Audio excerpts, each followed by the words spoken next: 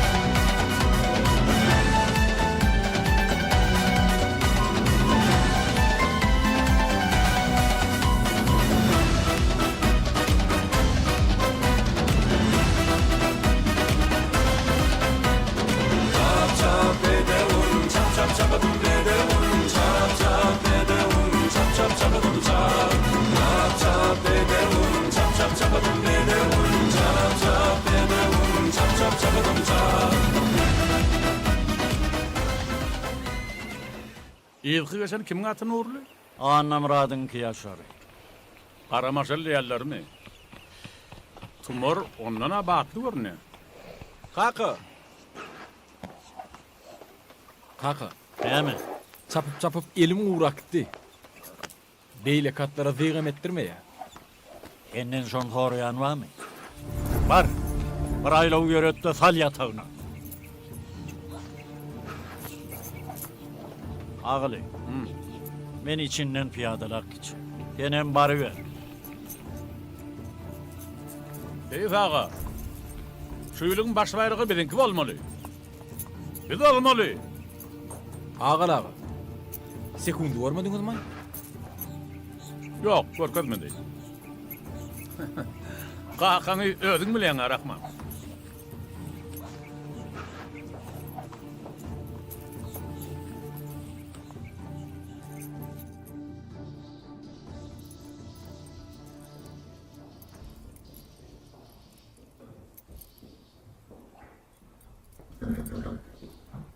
Yayda.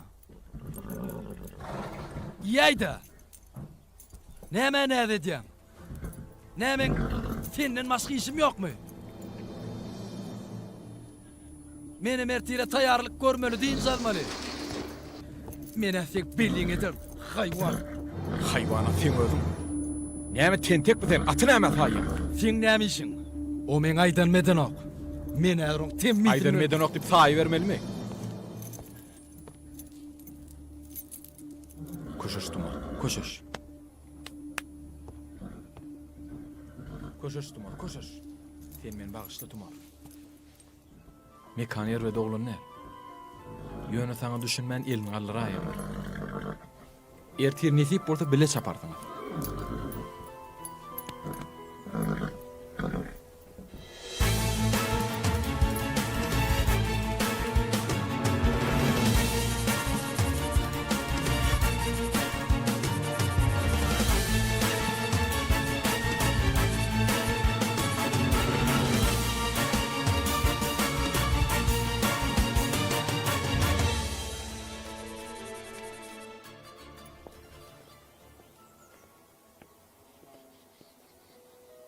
Hay berekellah tumorum. Hani koşuş hani ben sana düşünýän tumorum. Gaty gowy düşünýän. Hani gel berik. Gel hani. Şu wagtden uçogyň gelýän. Şu günden uçmalygynyň tumorum. Akagada hemişe keyfi etmedi ata hiç adam olmaz. Keyfi eten atım. Häzir barar görür. Şoň şüýne özüňi aýamak gerek tumorum. Salamu aleykum. Wa aleykumussalam. Ha geldinmi mekan? Han onna bar eýerle ber. Bolýa. Han saatlyk agaşyň sakla. Ha, getir gani. Atı kösäýmegin. Hey tumarım. Al gurgusumsun sen. Dur hani. Dur diýär. Dur hani. Hey, Ýetip Ay. kutuklany Allah. dur canavar, dur. Dur. İner. Lan dursana. Saklan. Saatlyk aga saklasana. Dur canavar, dur. Yok lan. Bu at diyen etmeyecek bolýar. Canavar, dur. Sayır nerede? Neyley? Ayrı saatlyk aga. Dur saklan. Hayır, sana.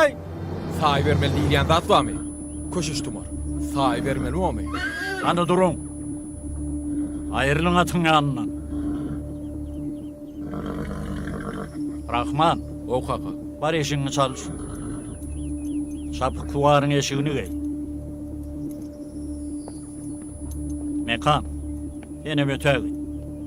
Tumori, Rahman'ın öz çapar. Eýerine mekde.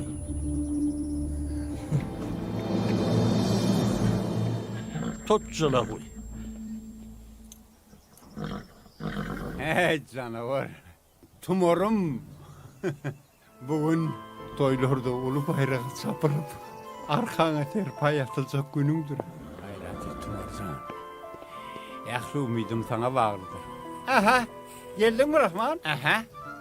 Ene. Rahman. Oh, Biliyor musun ne aylığı? nähili? İlkinci gedek aylığı sapsın. Ondan biliyor musun haydatı sapyan? Tumor sapyan, tumori. Nesip bolsa sat, nesip bolsa. Ödüm. İngul bayrağı sapyan o. Han tumarjan. Gayret et. Boşa. Hani yolun ak olsun. Var canavar. Hey. Hey. Bereket. Dur entek. Hani ayağını vur göreyim. Hani o yüzünden ömür göreyim. Dur. Ey canavar.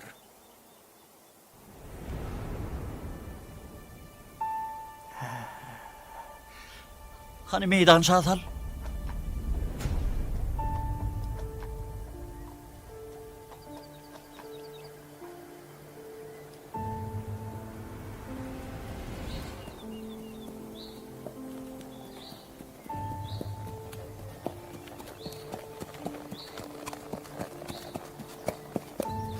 Kaka, Hov. ağlağı da gelýär. Ine, bunu oňarypsyň Seyit ağa. Oğlum marka, sapık duvar gözäp ýördüň. Atın ayağını halama ağalı. Ay ne ettin ay? Rahman. Hani var? Aşırdı utoralık gel.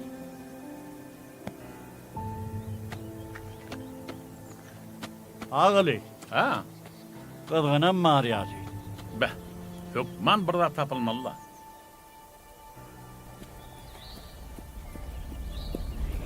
Gel hani gel. Aşır. Hani geliyordun ömür seyretli. Şep ayağına yem peyani alı. Ya men göğünüme mümkün. Goğunun edir Seyit ağa.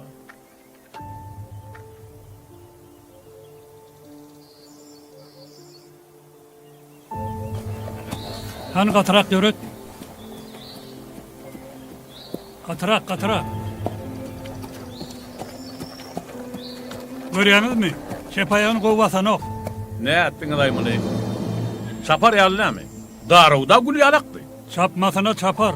Yönü damarının tüyünmegi mümkün. Doğrayın ya. Atın tağı uğrat. Abi kurut bolsa çapalı da teyz ağa. Bayrak alalı, sonuna da etme. Yaman etse hıvra koyayır. Ol neme? Ol hani, min Rahman. Min Rahman. Ne diyen day? Bayrak alacak koltuğuna atı. Yarıştan koyacak kolyana. Tutuş bir yıl keyiflep. İmmunu bayrağa gidip gelen nedir? Olacak görünüm dura. Hani düş.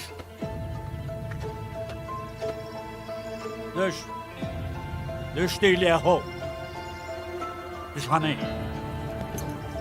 Ayağın elle gör hani. Elin kızgını duyuyor mu? Hova. Oğul olsa zılavını çekti. Ta pellihana yetinçeğim ve öğrenmegin. Men hani bol. Atağırım talay mı oğlum? Hani bar, hayratım. Mehran iyilleşler, yine bayramçılık menasibetli geçirleyen at çapşığı saatlik şovuna betleniyor. Yine bir hadir tumorı görüyor. Yine nurlu seysin yarısı tayarlan tumorı. O bolsa ağılı asnatın nurana bedevi. Yine şeyle de tumorun denin yanına kemer kurup. Mene sunalar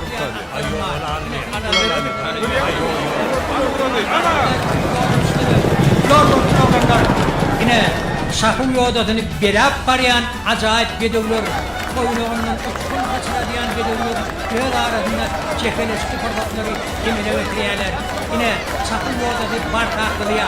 Atlar bolsa göl arasında hafta çekeleşti fırlatları gemine götürüyor. Yine Truvaş'tan tumor yağışın yolun çek kayıttı. Yönü onun dengine indi kemer geçiyor. Kemerin dengine vardı, korkutlu vardı. Yine inni kutluyum ayı kursu barha bağıtlanıyor. Yine tamasasılan kavardılık bilen karşı yani tumor vardı ne hemçindir kemkemden iyila galiye. Yine yağışı önüne kutlu geçiyor. Yine kutlu beylakatlardan kemkemden ağrağını açıp ardılı pellakana koluyla geliyor. Yine de önde ardılı pellakana saatlik soğukun ağlatmana götürüyor. Yine de kutlu pellakanadan birinci volt kesmekte başarıyor. Berekellah kutlu.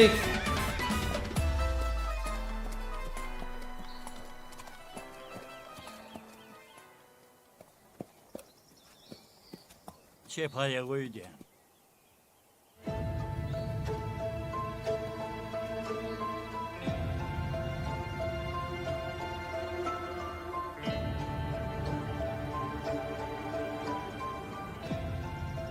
Asra ne olup tura? Hani? Asra kovdu şu yerini elle görseniz lan şu yerde atın ayı. Ay dursan ay. Var işin bile var. Rahatlık. Köşük. Var öte. Ayrıl. Var. Ay, üyüt köşk falan zatı yoktur lan. Ne görürsünüz? Kuyda şöyle tut yalı var. Ay yok inni çapıp olmuyor. Öğre koyaymasanız. Yok indi damarı suyunuptur. Ay ne ettin ay? Derman neme gerek olsa aydı vermeli. Kıyınamsamam etip bilecek saatim yok. Ne diyen oluyor abi? Ay yönü. Tumor bilen teyze yıl 3 yaşardan bayrağını alar söyledik de. Bol çok iş bolup duru. Eşek lazımı da yok. Rahman. O kaka. Ekide oğlum. Kıynanma Rahmancan. Ha, hayını çapardın ne deyip kolpa. Ne diyen dayı? Yüzünüzü sallamam ho. Bu ülkü bayrağım ne diyebedir? Mele okuşu tayyarlardın teyze ağa. Nuru seydin eline sapmacakat yoktur diyen millet.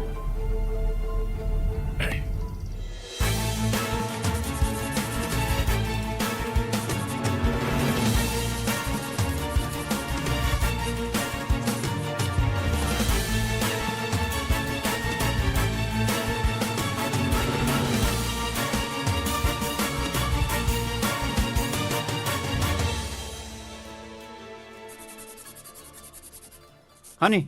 Ver al çık. Ha, getir. Atgıslama. Hani şu bekerek tut. Öyle canım. Hani şu canavar.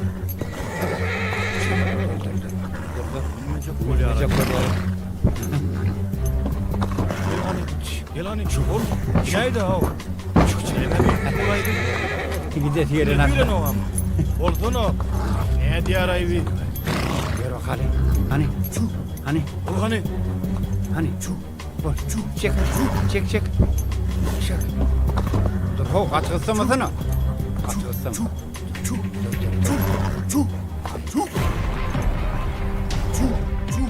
O hani.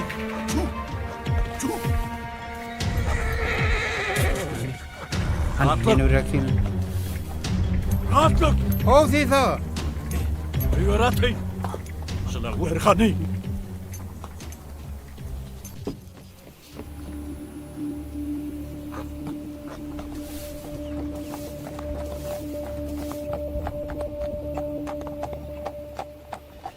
Tumorum.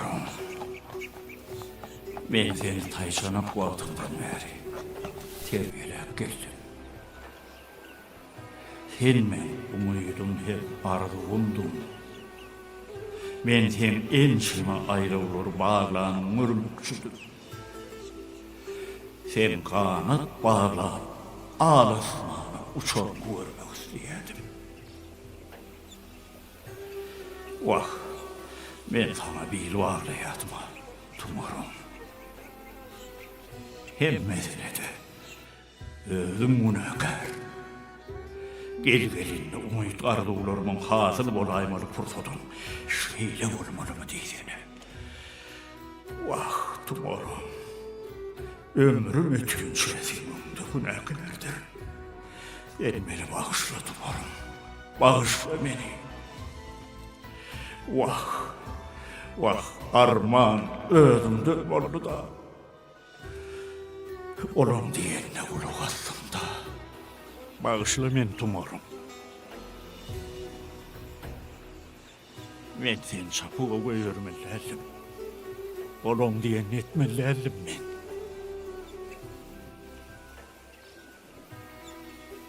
Bağışla beni. Bağışla beni tumarım.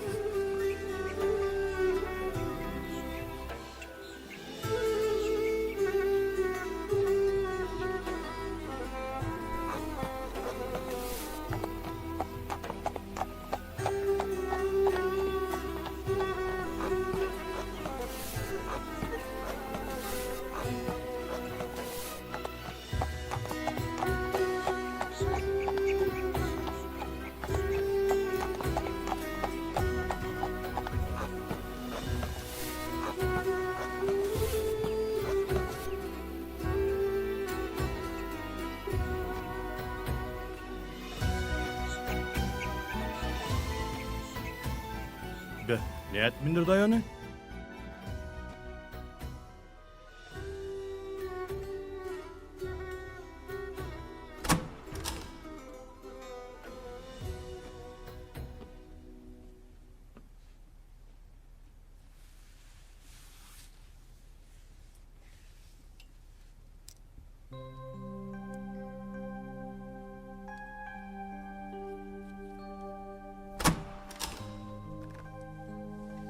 Esselamu aleyküm.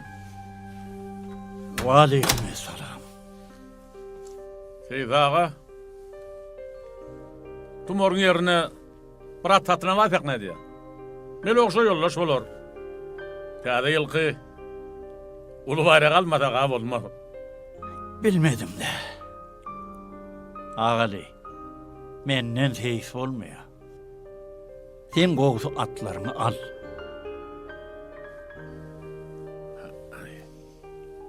Ne diyen day Seyit ağa? Men tumoru sen atattın diyem oğa. Bolcak iş bolup dur. Günahkar böyle oturmalı. Qayta sen atı çaptırmazak boldun. Menden mollu. Ona kıynanma. Geçeni geçti bil. Bir yıl bayrak netibemizde yok iken. Teyade yıla tayarlık görmeli. Yok. Açarını al. Ağali, ene şularım. At. Yöne tumor. Kıştın çöpü değil. Rahman, yer oğlum. Gidelim. Yer.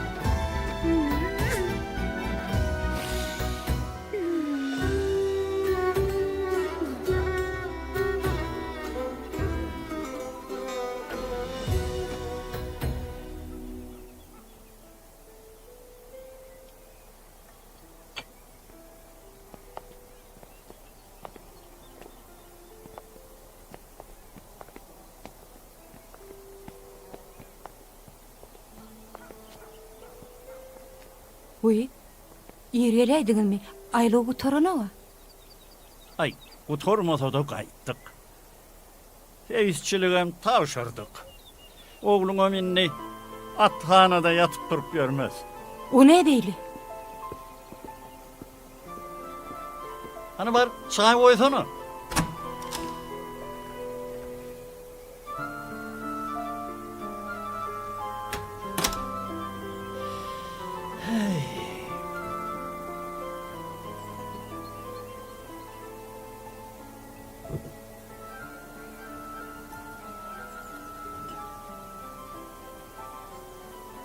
Hani ora arada renk kalıptım lay. Dalvarın taşının ayla uçosunu renkleyecek. Neredeymiş ol?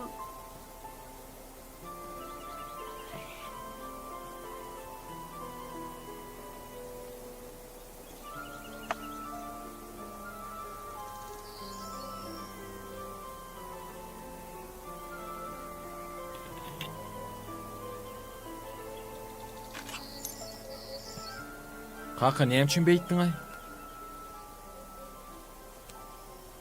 Tumor menem gowur ýani. Ýöne feýtçiligi taşsadyň, taşlamadyň, tumor barbyr gaýdyp gelmeýär. Bir at üçin, Barat üçünler. On kelletinde olmuktan başka hiç zat yok. dagy näme kakajan? Her kim oljak bolýar. Bilýämiň at näme üçin çapýa. Çapyklar olacak, bayraq alacak. Onku düşnükli. At näme üçin çapýa? At bayrağın nämedigini bilen oga. Onu näme üçin çapýa? Bir-birinden galmajak bolýan olaýmasa? Senem at alqaşanra. Kakasy? Çaýyňa demlenige duranlar.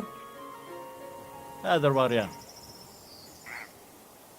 Ay, bir käze çay bir içeli.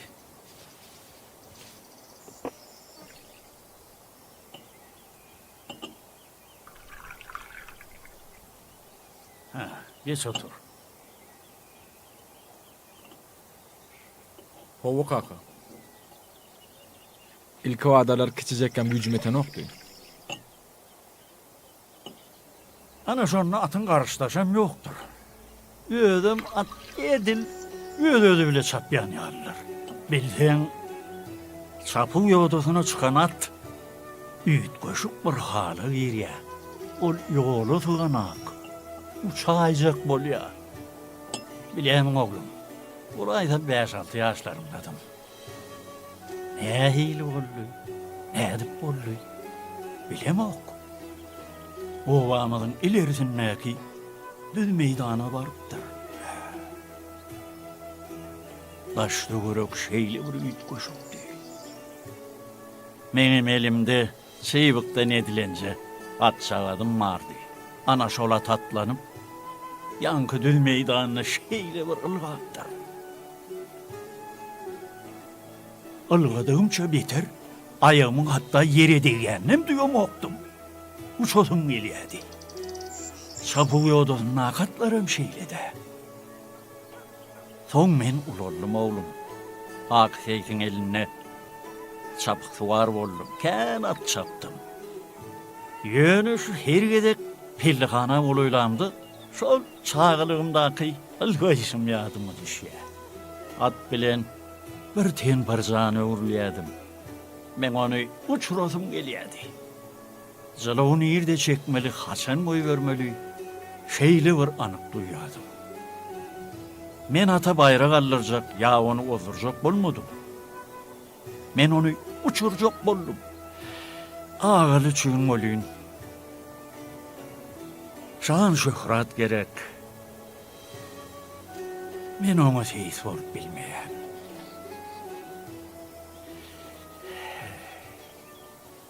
Baza ne diyen? Ağırmadı. Bağır bol. Ay, Bolyan burada. ay neme de. Häzir sana sündürün. Sivklar görýän mi? Havu. Şoň artık mas yerini ayırmaly. Üzüme agra bermedi ýaly. Ýöne ayran wagtyň ine şu üzüm talkym görýän mi? Havu. Ana soňa günnüsmedi ýaly bärtine bir kitan ýaprak goýmaly. Düşündiňmi? Bollu. Bolly işlebe. Ay, yine şunu kireyim elöyden.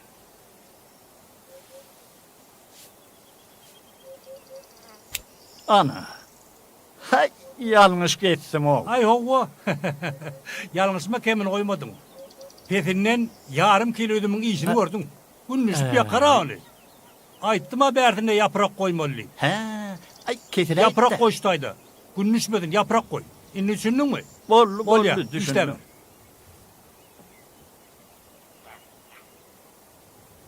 Hani? Ana. Ay yok lay, men kıvılcak gel o. Ay, yine de yanlıştım o. At seyitlemekten kıynalir. İşlerdir. Vah, at teyitlemek canım uzun o. Ay, gör, yine şaka olup dura o. Haydi birini kesecek mi? İşlever. Ana men sana gektara muruluş koydum. Hay. Yuvaş öğrenirdim. İşlever.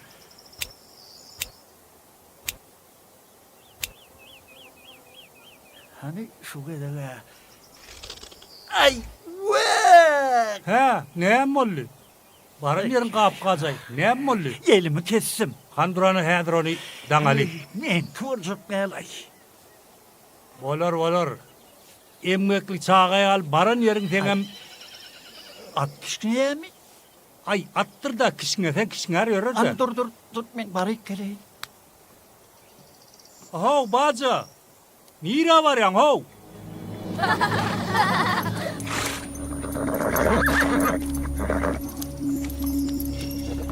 Durun ey! Sarkın, durdu da mı? Dur hani. Hey! Ne mi atı kötü yani, ha? Geç böyle. Ne? Ayrılın hani. Atın önünden gelmeli. Ay canım var. Duran ha. Hani yürü hani. Yürü ol, yürü. Her kız adamı vur, var ha. Bek.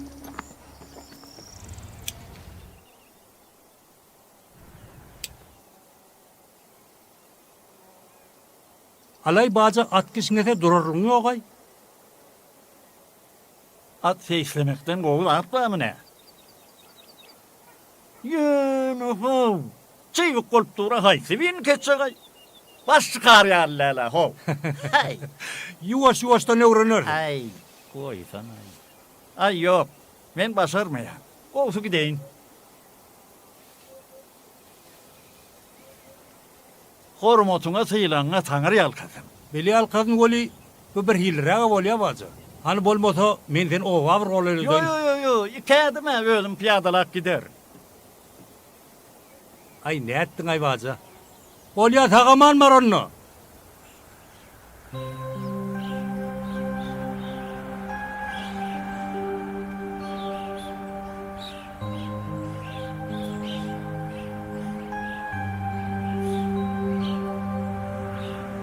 Seyit ağa. Ol Seyit ağa. Oh!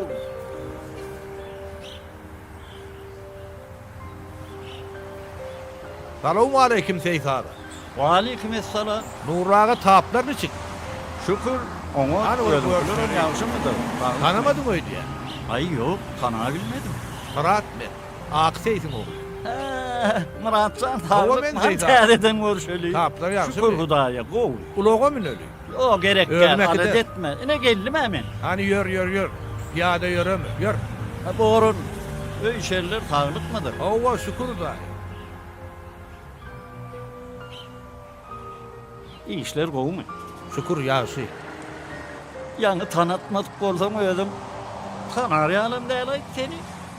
Ay, benim şu tane de bacağımın ünümlük gektarı var. Ana şuna kömekleşe inip çıkışım da. Yani öyünde de vardım. Oğlum var eken. Sotalgı verdi. Öyü de vardın mı? Ova. Ne, menlik işim var mı değil? Ay iş diysenem molya. Ha iş diysenem. Bizim hem atlarımız var. Ova onu bilen, Ana şolara seyis olup beray diyecek bolyan. önküseyiz ne mi? Önkü seyis yetişem ok diye. O başka da hocalık atlarına teredi ya. Ay, mene hoşu. Kakama bar bilyenini sana öğretti. Sen eminni yaşlara öz bilyenini öğretecek mi? Akseyiz çın seyiz. Ay, birinki bir neme deydi kaçtı da. Seyisliğine göğünüm yetmese uzak gün gözlep görmedim seyis ağa. Sen eminni yok diyecek bol mu? Kana bir göğününe geňeş hani? Sene kakan bahirama ara boşup beni çıkkınsız yağdaya sallın otur verdin ay. Kakam seni oğlu yalı örürdü. Doğruymaysam kâta seni ondan qavanar. Kakamın suratlara qalan nälir da sende? Olmalı da, bir der iki der. Ha, Şolar kompýutere göçürüp alaýsam diýen. ha, katı oy. Ana geldik, yetti oyu. Bir kâta çay çıktı da, kakan suratlarını alırsın. Yöne men teyisçilik etmeyeceğime karıçın. Ay, inni baş hoşma inip çıkıp kaydışım da. Habarım var. Seyit ağa, men seni işine koşulman. Haytın çapyan, haytın çapan ok, ol öz işin. Han sen bir pikirlen, maslahatlaş. Ertir men sığır fermamda görüşäýär.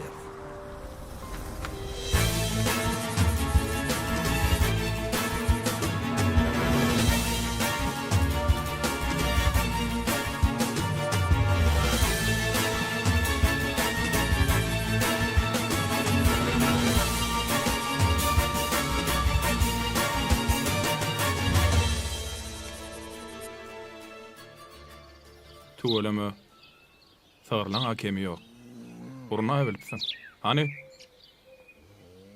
Atlamadım şey delin da. Seyit'in oğlu bolsamam attan başım çıkan okda.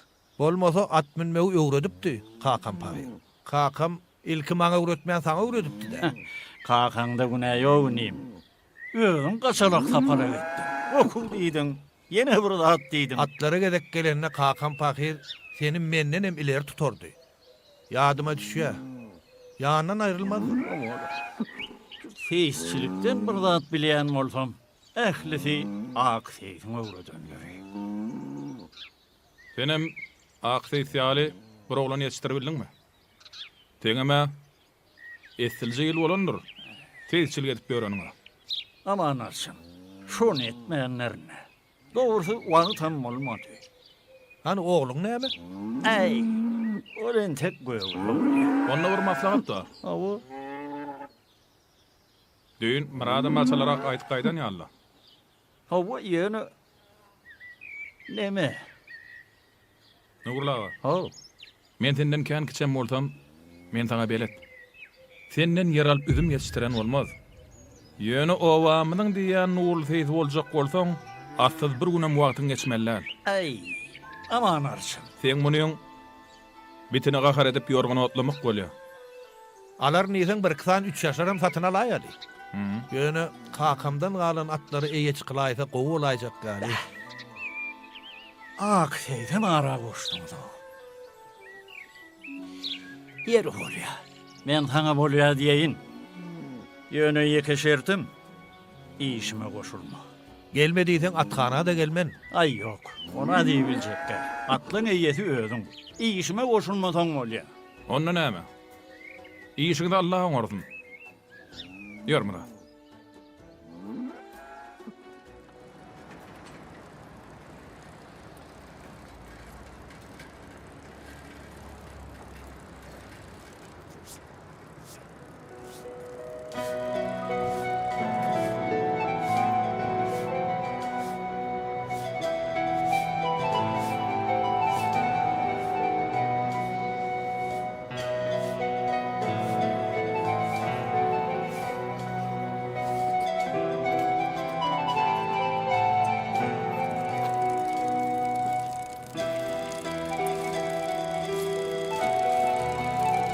Balam, Salam. nemelay Murada uydum-ka? Yok, kakam iş etti. Şu suratlar hakym ýa, beräň. Bolýar. Men Nur Seyfim oğlum. Bor sağ ol. Bu ineme. Meňem kakamy suratlar sizde baý bolmaly. Şolar beräň. Menim kompýuterime göçürip aljaktym. Häzirmi? Howa bolsa häzir gerek. Ertir daha geläýär.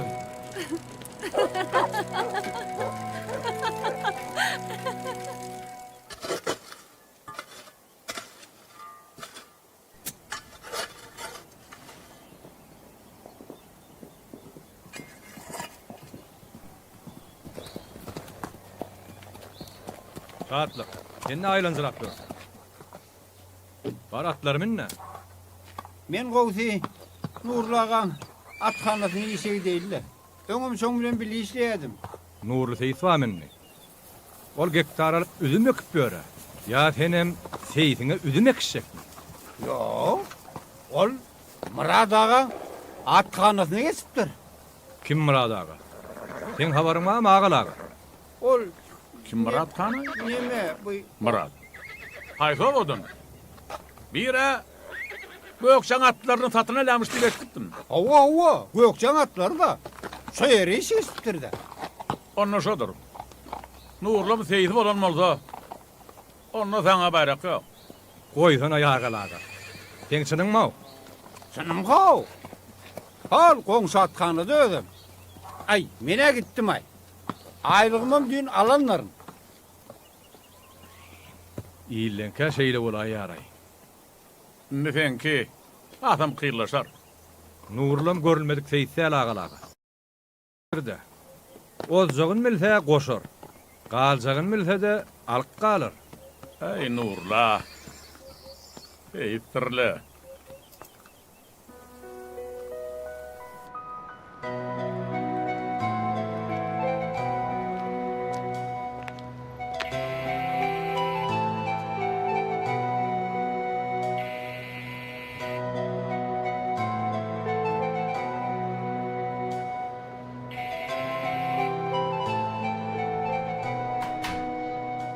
Salam. Geldinmi? İtiniz yok değil mi?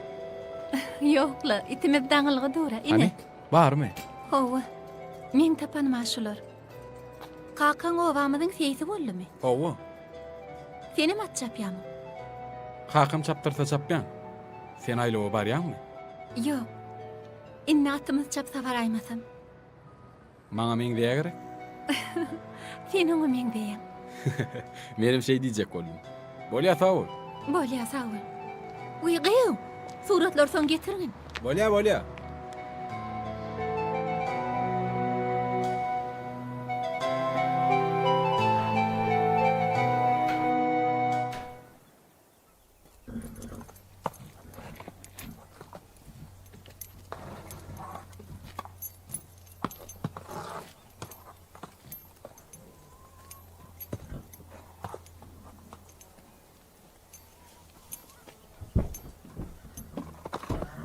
Gel Hani boşluk bilen koyuver. Tere tap bol. Tere tap bol. Hayt seni bol. Atlar olaşımız. Atın izinden marman değil ya. Dur hadi. Buradan öyle. Dur diye.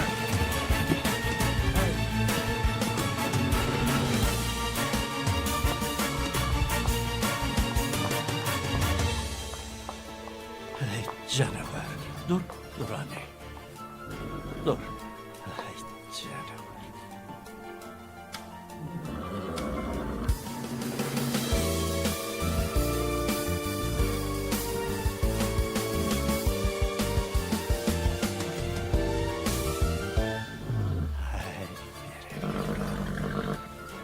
Berekella. Yürü yeter.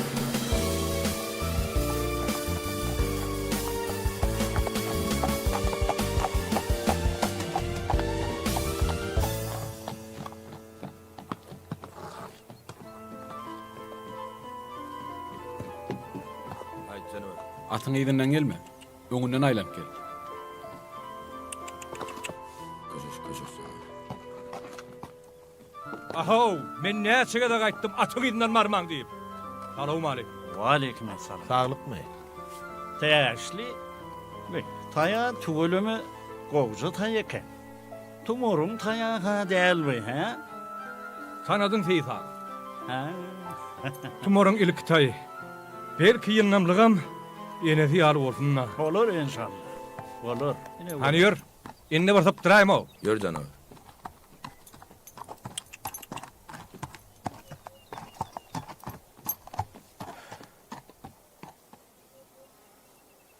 Öz taýlandan gowunyň eşdeýdi ýani.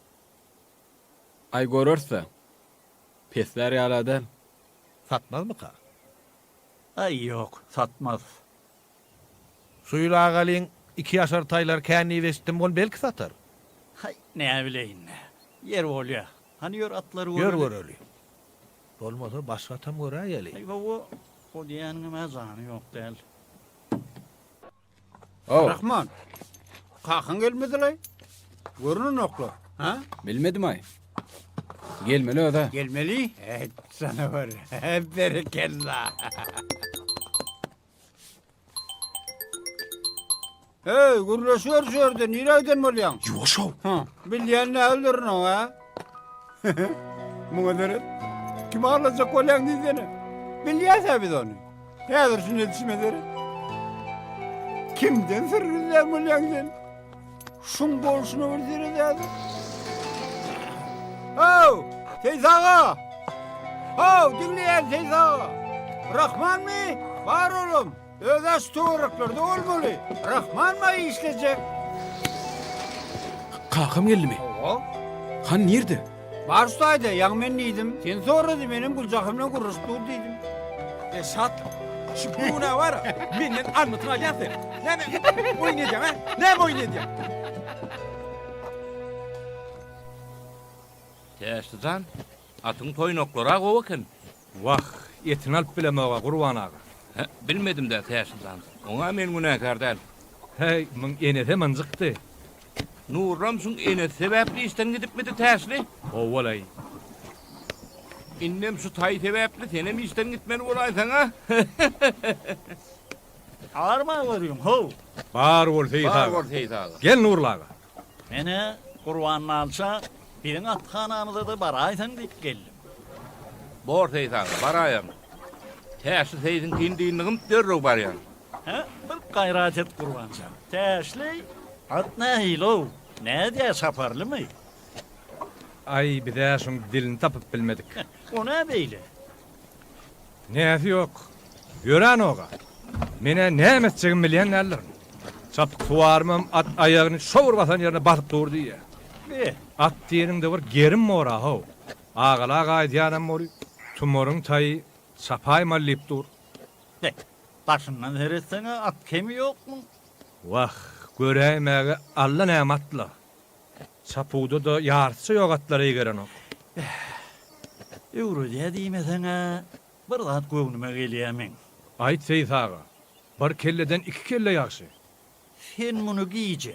Şöwrümün näder? O gayrak, gumu çıkarsan. Beh, Et bermedi atı köyünü seyslerim şey derdi. şona edik görmedim. Atın etlirak görünüyor. Şondan niyeydim. Borunnu. Kurban, Ho, bizim atlanmada da bir nal kakıp ber onnu. gatar kynmır Seyit ağa. Ha diýindigim bardygym. Bolur, gayrat et. Borunnu, sağ oturun. Daşından akıllı uru diğerlerdenin bidar olaydım ay. Ne diye Kurban ağa? Susaq adam kakayın, ondan diyiniyan. Seyit ağa! Seyit ağa! Seyit ağa! Seyit ağa! Seyit ağa! Seyit ağa! Emollu. Kanat at nerede? At gitti. Ürktü yıkıldım. Yetenin var olsun. Bugün sizi gidişin denem bilimle şun yalı bir adet çengmi. Ben ne mi değil? Yıktı, ödüm kaçıp gitti. Tutsak olmalıla. Gelmeden atacak. Üzüngüzü sağdağı ilişti. Yacılığına çalıştı. Ağalın deminin oğlunu ödüm durar mı? Çölün içinde bir yerini yaralasını ametecek. Ay seneme. Yarı iyice. Yeni de gözüme etmel mi? Hey sat. Görününü kıyıratım. Yaşlı? Yaşlı iyilik mi? Hey sattık. Rahman mamay. Var. Çağırsana. Rahman. Oh. An Beriyel. Alo aleyküm Tesla ağay. İyilik mi? İyilik olacak mı? Tarlanı çöneminlik koyversem yıkılıp geliptir ha. Özün öldü şeymesen. Yirek de kaçırdık ha. Ay hana, özün sorak görəymesen, sonun bilen öydüm o. Yok. Rahman. O yılgınlı oya seyret, yılgınlı oya. Ay edeceğim mi?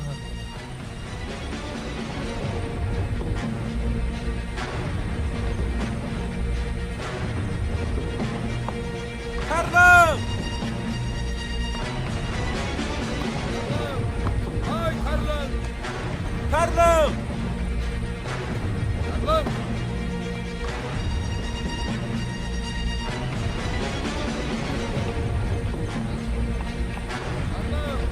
Ay Karlım! Karlım! Serdar bu tarafa vur sen.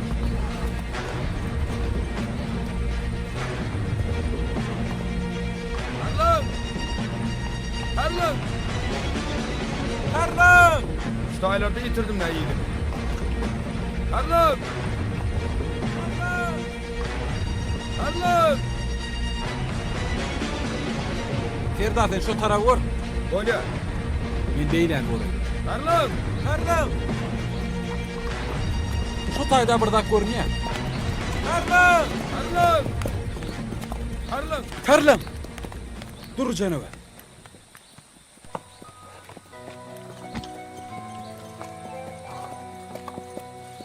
Al. Korktun mu? Ne deyip olsa bilece çapar tarlam. Çağırayım lan beni. Söyle korkma Leyla tarlam. Al atını. Hani yüpüver. İyi iş verdin tarlana. Ay canavar. Yürü. Yürü, gel. Yürü. Ödüme kadar.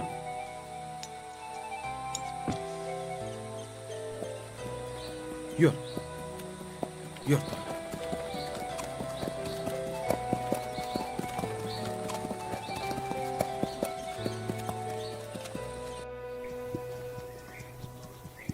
Ferda, ulayla ödüp sapsana. Ayağını almazak kolya mı? Ay yok. Ayağa kovsa izağa. Hani şey ilarak gitsene.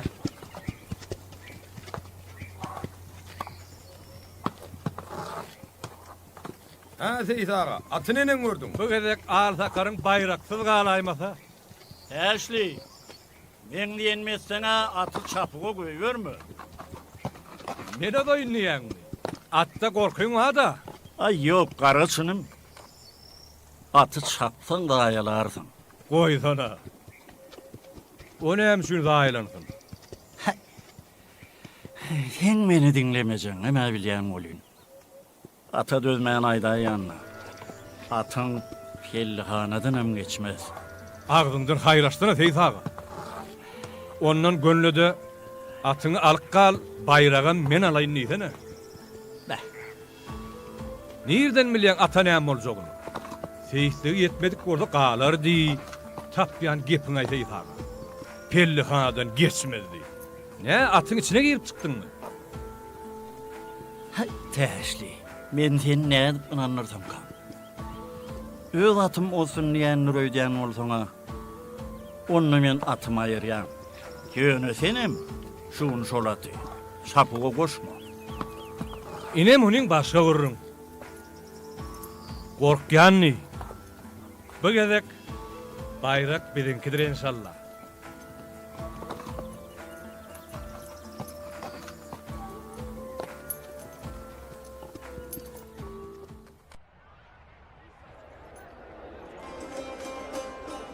Alo, Rahman, bugün Melogus'tan olmalısun. Hakan ama doğulun undur bu. Sen yadına düşmeyeni men bilyen. Sen tarlandan ol, kalanın bir zadı var. Hakan keyfi o değil mi? Ay ala dedi yanırdı. Bolya. Sapıqdan soň bararın. Barjak. Bolya. Bugün tarlaň odmaly geregidir. Onu görüber. Näme diýseňem? Melogusy şu gedek odýar. Bayrak bilenki. Hay ne bileyim. Nesibi işidir.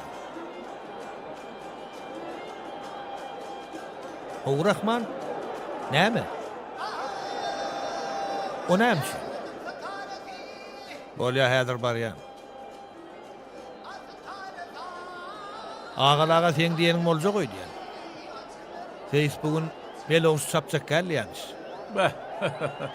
Nurlu Seyit. Gaty çemestir Seyitdir. Galjany duýanyrdan gara. Ha, bilmedim de. Han men bir bark göreýin. Çapsın. Atı armaly bir etmesin. Seyitin nuru bolsa. Bir hokka çıkarmasa bolmaz.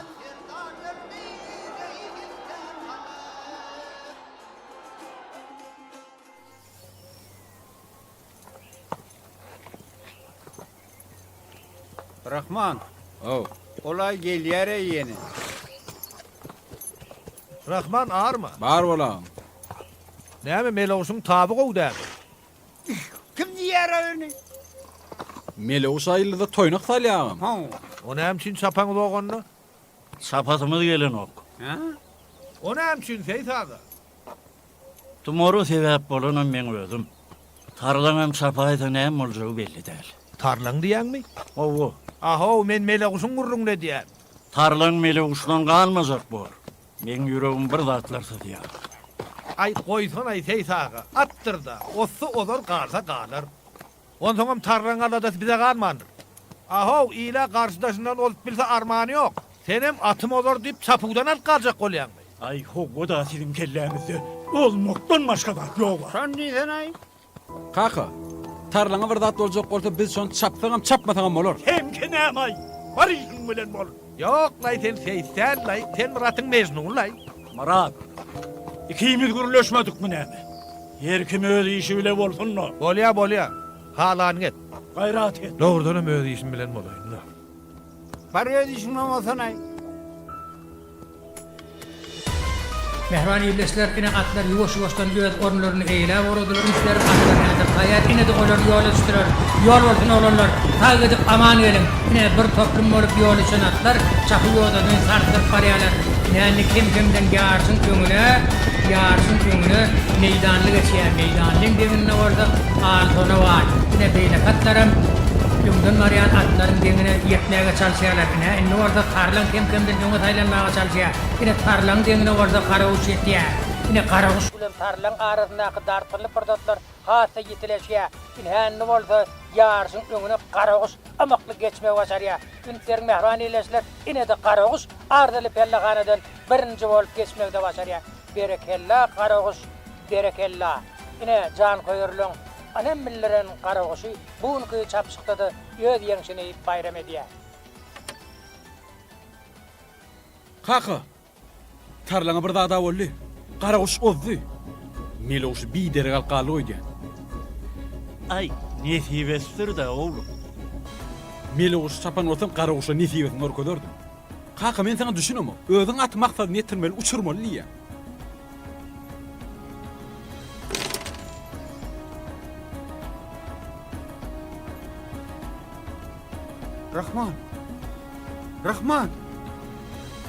Rahman. Tarlan qalla. Menem bilýän galan. Sen Alo. O Guljahan. näýli bolay? Rahman. Anana ayağa qalağa. Al guşumudumdan kän gow çapar. Heytler bilen mok. Tavrını tapamok değil mi de? Barat dile düştü düşe yağın. Asla sen kuyun nurlağa dalay. Bolmasa atlar ona tapşırayım. Tavşırın yenin bilen ala ya da.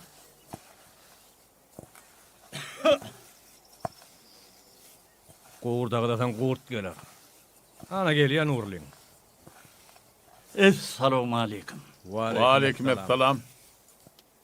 Geç de tağı. Ay, bor, sağ ol. Ağalı, mene işlice geldim. Haydi ver. Bizden bitecek iş olsa elimizden gelen eder. Tarlanı satar mı? Tarlanı diyen mi? Ha bu. On nemeden satsak? Kim onu alacak? Murat mı? Yok. Ölüm alacak. Gücüm yetse. Vah şeytelen uğurlağa. Sen ola çaptırarsın. Mene dilin tapman geçtim. Geregin şu tayvada muhtam vereyin. Şu kadar bir ulurak bir daha dileyene muhtam verecektim. Senem kemirtıl geliyendi. Sağının alan tay dileyen. Ay, yok. Baka kes. Mutlat gerek gel. Nurlu. Sen bana keyan yıl teyit olup verdin. Köp avraya getirdin. Sen goğunumu da degdim. Mut verecek diyenim şoň üçün. Taşlı.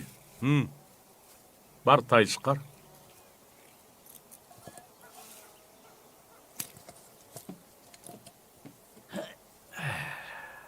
Formatuna sağ ol ağalı. Ay, menem näme örelim giňanny. Derewne bir tay ver ayarına. Ay, ol ödýüşün. Mene algylal. Senem bergilal.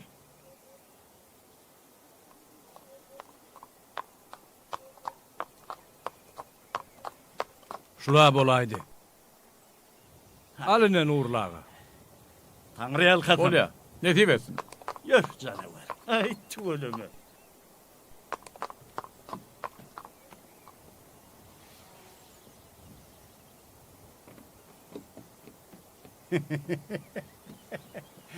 Oho, Rahman, İgoy, tortmay mı? Kim getirdi onu? Murat Ağa geldi mi? Rahman. Kalkın ile. Tarlan mı? Anın da hov atı. Ne? Tarlam. Tut güzel ol. Var, al gidelim. Kaka çapar mı? Hanı duran tek. Hanı ayaklarına nuru görelim aylık. Bak, tüölümü. Ayaklara gül yanı hov. Ol anarkaya tagatalayn mı kaka? Oğlum, şeyler. Şatlık. He, Ol anarkaya tagatala. bu. Hani ben var, marada zane deyin ol. Tarlan. Nefip olsa bilece çapar. Uy, telefonum yok mu? Ha telefon kaka. Radağımı ödüm can etti. Şeyle mi, ne dedi? Bilmedim ben, açmadım. Be.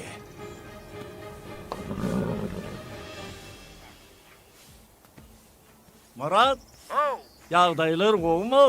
Şükür. Murat, mene tarlanı alaydım ay.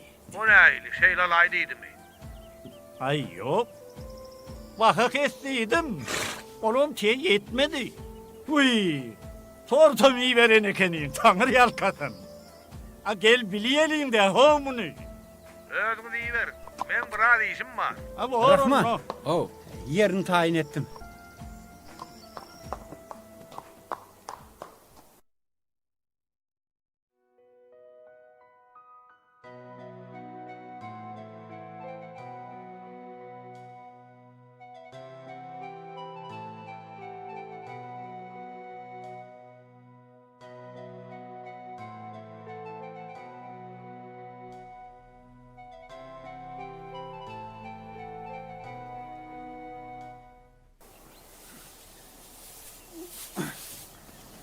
Teyze Rahman'ıma geliyor.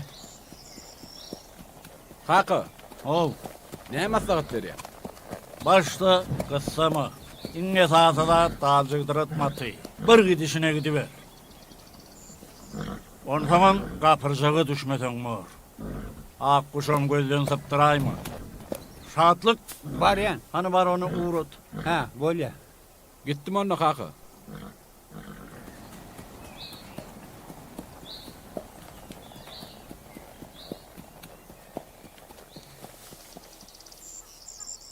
Rahman, teyzeğin keyfi yok mu? Yağdan nerede?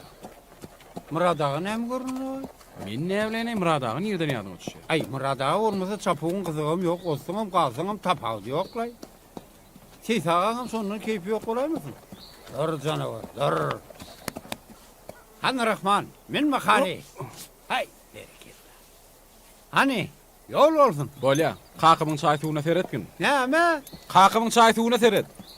Başka tavsırın yok mu? Hem çapı özer etmeli, hem çay su özer etmeli. Bayraksız geleymeyin.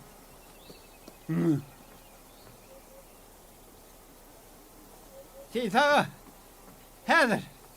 hazır oraya. Çayım koydum. Bor. Bolya bari sen görüver. Sayı ödüm demler. Yok, çay demlep geçerin teyze, yönü özünü görsen kovu orta. Bor deydim ha ho. Bar görüver. Bar. Ay sizden görseniz kovu orta teyze. Kolye gittim onunla.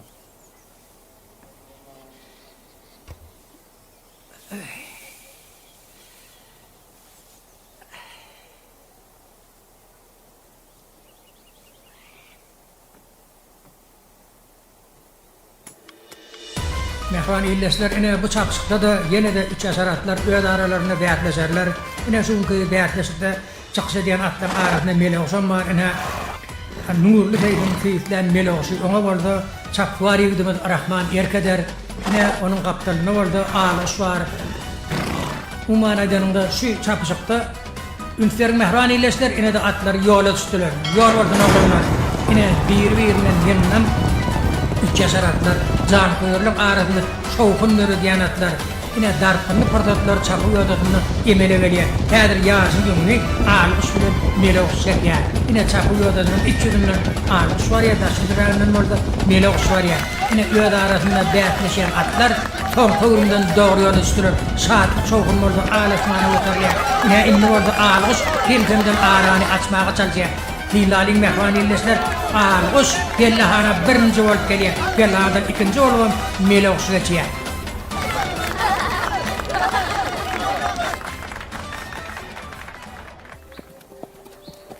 Kıynanma canavar, kıynanma. Enteksen bayraklı orluğun öndedir. Hay bereket, hay canavar. At karaçın bilene çaptı kaka. Tarlan çaptıraymasan almış melekşi iyi gitmiyor. Tarlana Allah'a emanet koyun. İnnon çaptırıp olaydı.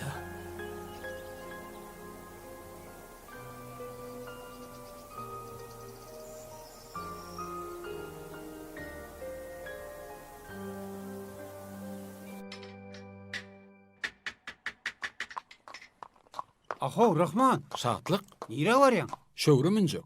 Kalkan ayttın mı? Han kakam mamış var. Can edey. Giyeceğim bir vatam can varmay, takla şunu. Rahman, kalkından sonra man hiç gerekme. Sen kovsa ayrıl yolundan. Ayrılman, her adam olsa teyzağıdan sonra man gitme. Özün cevap veren, ayrıl yolundan. Tarlanı mendini meter kovur yanmay. Gep kovurmakta der, ayrılman idin mi ayrılman? Ey Rahman, teyzağı sertiri özün cevap versin. Neyli adam ayvay? Kellesini bırdat gelse başka adama kulağa sana abi. İmmi zaten özün közlenip görmür o. Halis yağdadım o. Doğru da valla. Demeyeceğini deydiriyerler o. Himinin öz yerliğini o. Kakasını çekip durmayın. Yemem mi? Ey! Bak! Ay çıkarım!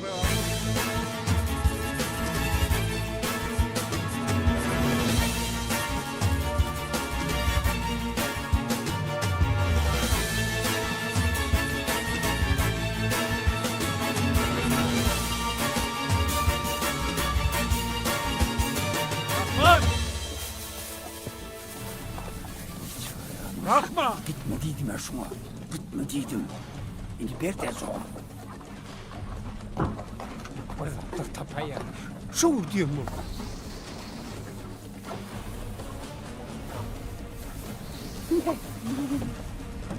Şadlık. Selamun aleyküm. Ve aleykümselam. Seyda kovmun. Şükür Hudaya. Hani Rahman? Ha? Rahman han niyen? İşte orukta olmalı. Rahman. Yansa da vardı. Ana gelye. Tarlanı melye. Ana. Daşıdan aklar işte orukta da yoklar.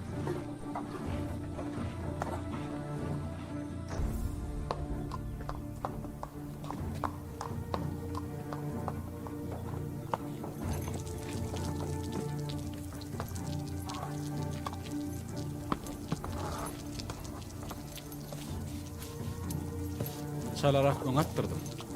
Gorgun turdum. Çägedenim çıkarmadım kaka. Ne gorgun sörüp ulu bayrağa yetiştirin öýtdüm. Barsal yatağına.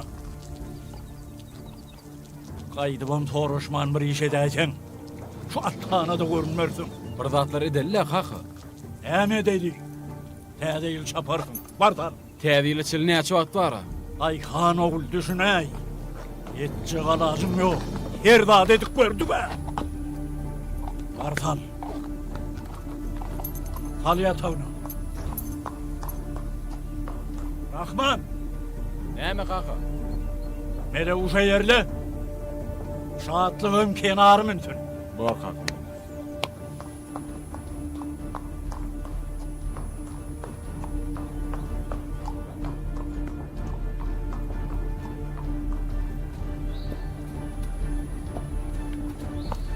Rahman. Oh. Elin ayır yerin karşımdan. Getir veri katı. Ödümüm dışarıdan.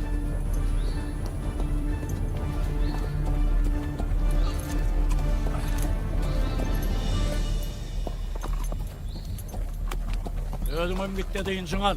Var.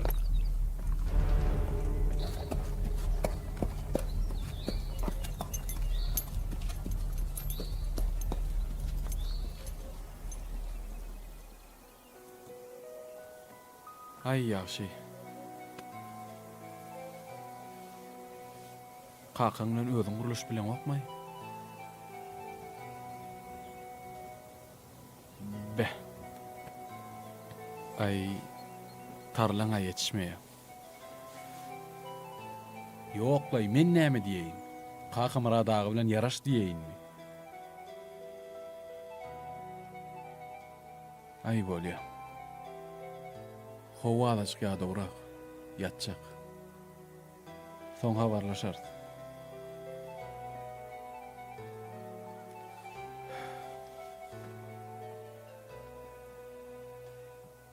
Näme kimin var aýtsana. Arkaňa deri yapıp gördük. Keçelek gördük. Gumo münnük. Näme istemkem. Näsekek. Ayta canavar. Suda teyfle dergäde.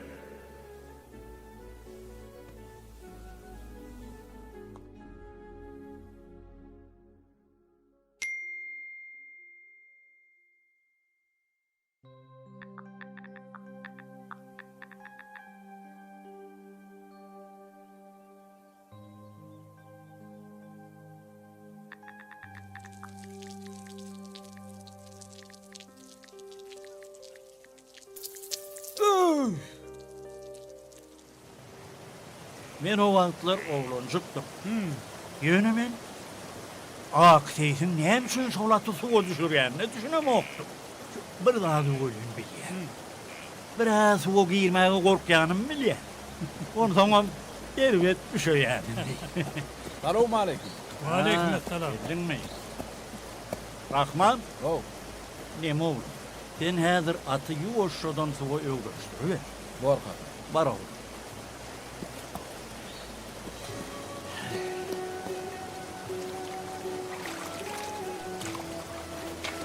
Ya netice bekle. Onu häzir görür. Şu ata gowy yarar. Öýkenini açar. Ayağı yere dermentim, inciğinin tümklerine, damarlarına ağram düşmez. Suda şahta açılar atım. Rahman. Hani var ortorağı var. Atın ayağı yere yetmeyen yüzü vurara. Ova. Attan düştü, kaptanından yüzü ver. Olya. Yoldan bir ilini avram talar. Kaka. Oh. At salı yüdüyen ya katı yüdüyen. Ay bilmedim o. Yağdıma düşen o. Eğirmeden yağına yapışay. Var kaka. Seysağa Oh. atın yağını bilen kayıklı gidiversek nerede? Birden atına sağına kalaymasın. Ay yok. Gerek gel. Mene kovuyu yedim. Rahman. Hani beri kuğru yere getir.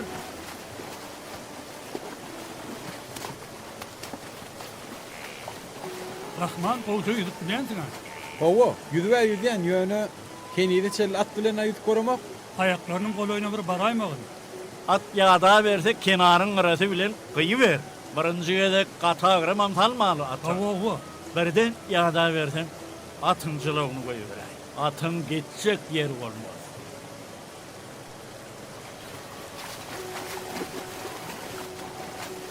Hay bir iki.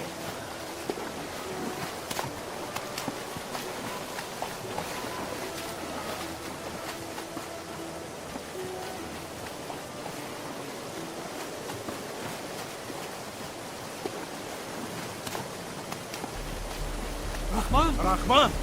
Rahman. Rahman!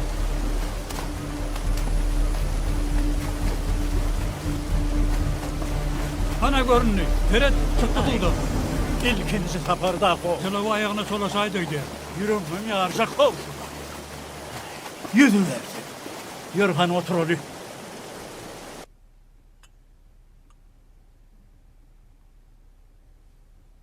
Kaka, suda at seyitlenýän eşitipmidin? Suda at, Hova, at aylawda seysenerde. O gırın nereden taptın? men tapam o. Tarlaňy şeýdip seyislecekmişler. Nädip? Köýlek edip. Agys, oturan ýeriňden bilmeýän tadyň ýok. Bar işiň bilen bol. Görmäge gitjekmi kaka? Nurlum Halis näme etjegini bilen o goýdýan. Gidip göräýim hele kenne kaka. Men baramda näme? Öwrediljek zadym mı? Al kaka çay iç. Hawr.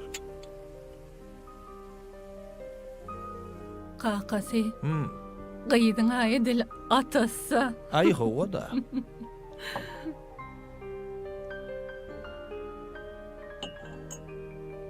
Kaka, şu surat ýadyňdamy? Bah. Bula kakam. Baram Nurullah. Ay, bolaysa 13-14 ýaşlarynda bolmaly. Ýöne kakamyň näme üçin beýdip berenini bilem okdum.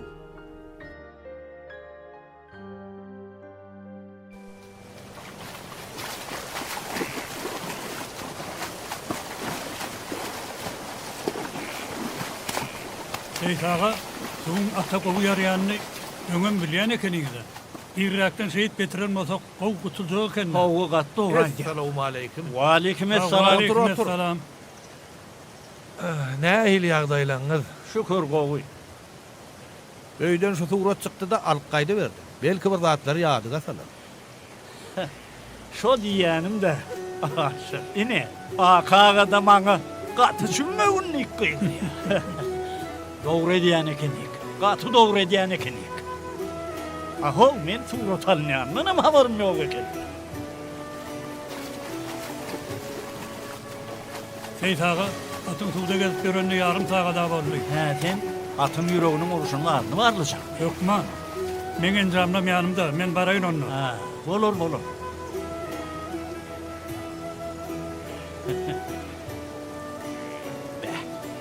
Bu surata 40 ýyl gowraga bolanlar.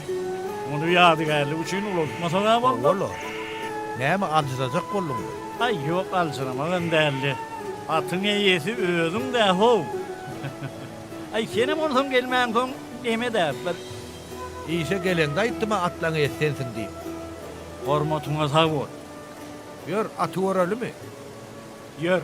Ýör. Rahmancan şehit bir işleri versem öykünem açılar.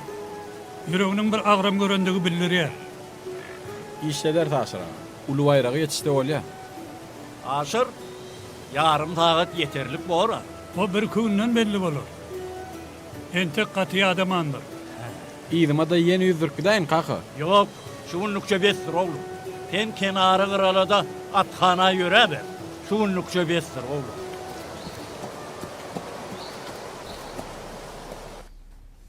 Yaşlılar, oğullar, şu yılın en ulu bayrağı yütküşük olacak. Hay, tüveleme. Katı oğuy. Tüveleme, yarışa koşulacak atlarını da köpörüktür. Nurlağı, han sizin atlarınız yok ya Allah. Seredani, bolaymalı. He, bareken. Meloğuş bilen tarlanın olsan ekenin o. Tarlanın yağdaylar ne aylık oğulaştı mı? Aşırdığı tordan ruhsa da allım. Tamama mıdır? Hay, o diyen var goğnuzay feysle ve yetişmedik. Çiğrek görüyen. Ay Meloğuş'a yollaşa orada. Göğünün yetmese de oğlunu minnirdin. Vah! Minnurcuk elle yönü tarlan. Şaatlığı eğerden ol. İneyim. Diysen eme Seysağa. Bir oyuna yetecek olyan sen.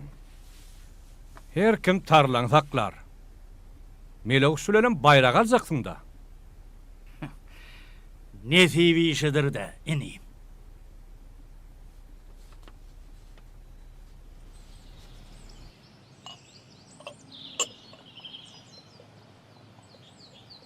Ha, geldin mi? Man küçücek tüğünü. Ha. Şunun üstüne de oturup bolyamı.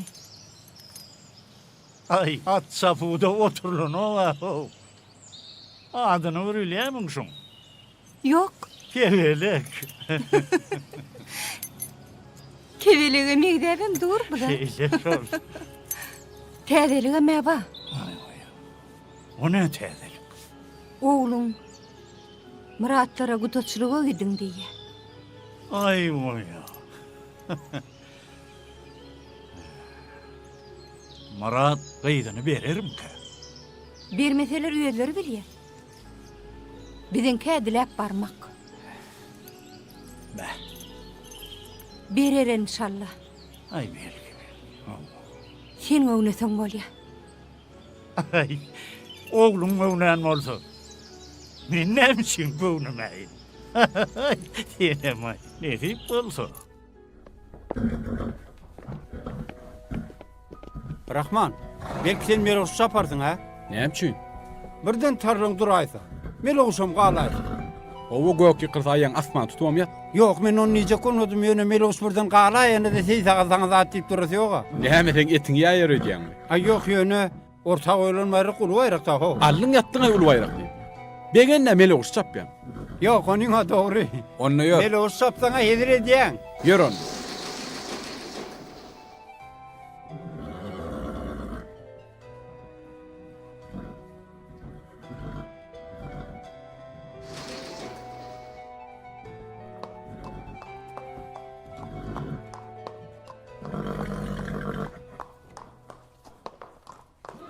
Hani gel hani.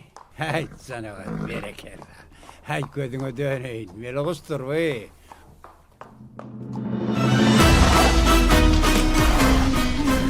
Mehran illesler ine toyçu merakan habarlılık bilen garaşan cemleji çapşan yetip belli ine siz hader tarlan diyen nurana bede uğrayan ine onu orada çapvar yedimiz Arahman atlanni Arahman ine bunki toygununna tarlan bilen ilkinci yere çıkışıdır ine beyne katlarım tuvaleme bir yerinin ketler yara atlardan ine bunki ayrımçılık at çapşanın baş bayrağını alma ornuna gehleşe koşulayan atlar hader cemlenstiler yine asalımdan olur ne yola düşerler.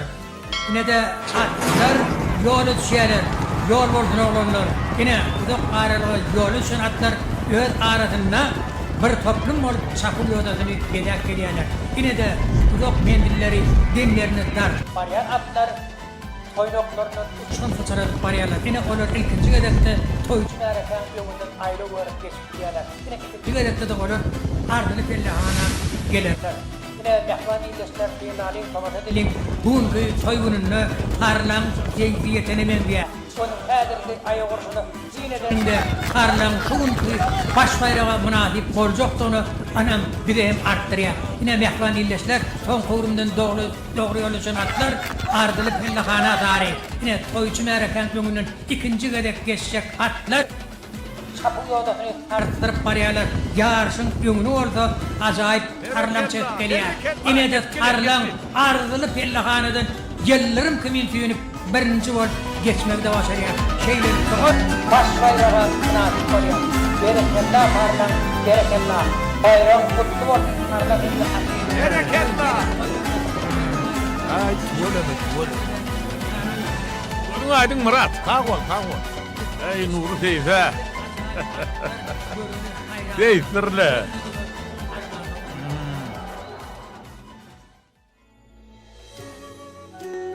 Ine Seyit ağa. Tarlaň kesimine çekip boldum. Tüwülüm. Eýýäm. Ay bereketli. Bah. Edil tarlaň özüm şekäýsin o. Ay o da usat bolar da. Sen şu atı näçe gowursun? Oň bilen näçe bitewleşip bilsen. Oň diline has gowy düşünýär. Ve ýakynlyk dörýär-de. Ine birdenem at sana ýagdaýyny adam diline aýdyp başlaýar. Sen aty näçe gowursun? Sen oňa şonça da gowy düşünýär.